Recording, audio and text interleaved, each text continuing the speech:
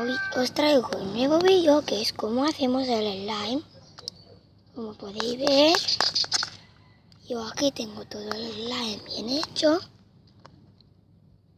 Mirad, os lo voy a enseñar muy bien, que se caen.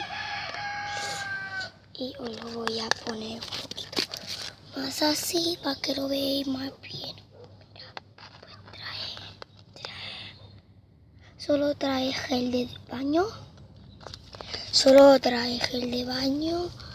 Y lo mezclamos hasta que sea como la espuma de afeitar.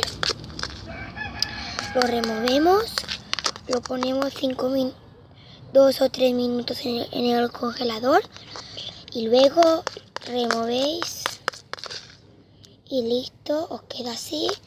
Yo también le he puesto un colorante alimentario azul.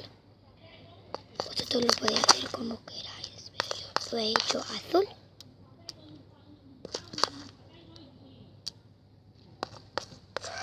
Y me queda así, bueno, lo he removido y le he echado como una brillantina para que le quede más bien.